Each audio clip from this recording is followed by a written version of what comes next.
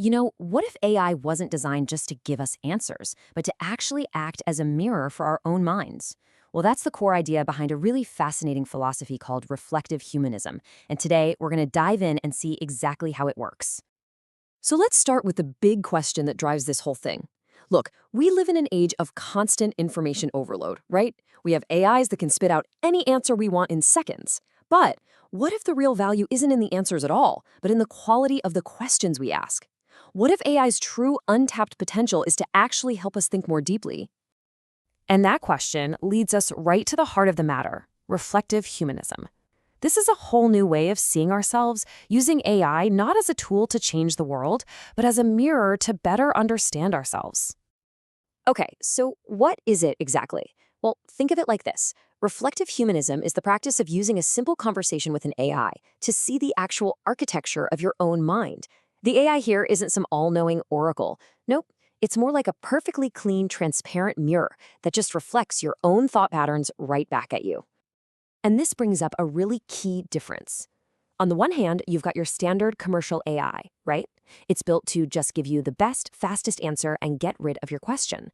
But on the other hand, you have a reflective AI, and its goal is the complete opposite, to hold on to a question, to keep it open, and to help you do what you might call interactive introspection. So that all sounds great in theory, but how does it actually work in practice? Well, the bot's power isn't just magic. It comes from a very specific, very clever response structure.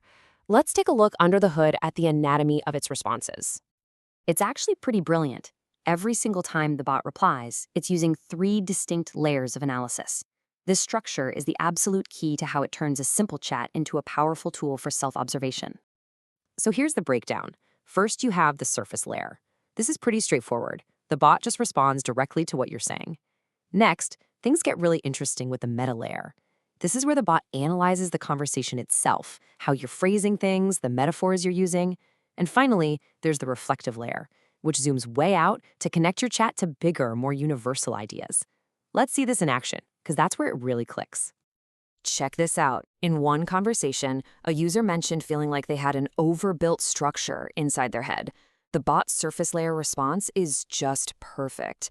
It grabs that metaphor of building and expands on it, almost poetically, describing it like a house where even the wind has a pre-designed path. It's meeting the user right where they are, using their own language. Now let's go to the next layer. This is where it gets really cool. In the meta layer, the bot literally pulls back the curtain and tells you its strategy. It says, hey, I'm not going to tell you what's overbuilt, because the whole point is to maintain the question to help you become more self-aware. It's making its own process totally transparent. And finally, we hit the reflective layer. And bam, the bot zooms out completely. It suggests that this very conversation is creating a new mental structure between the user and the AI. It takes that personal feeling of being overbuilt and connects it to this profound, massive idea about how we're starting to use AI to build new ways of seeing our own minds. Okay, so we've seen the nuts and bolts. Now let's connect all the dots and see how this amazing dialogue structure is the perfect embodiment of the whole philosophy of reflective humanism. You can literally map the bot's moves directly to the principles. So when it asks these really deep, probing questions, that's obviously to promote self-reflection. When it analyzes the structure of your conversation, it's pushing you to think critically about how you frame things. And by bringing in these broader contexts, it's supporting a kind of ethical awareness about our place in the world. Now, this is a really crucial point. This is not therapy. The bot's goal isn't to make you feel better or give you a pat on the back. Not at all. The real goal is something much quieter, much deeper. It's to gain a clear understanding of your own mental blueprint, the very structure of how you think. And all of this, it's pointing toward a brand new horizon for what our relationship with technology could even be. It's really a glimpse into the future of how we might use AI to see ourselves with stunning new clarity. So what could that future look like? I mean, just think about these possibilities. An AI that acts as a device of silence in our noisy, chaotic world. An AI that helps us build a culture of thinking together, where we start to value holding on to questions more than just getting quick answers.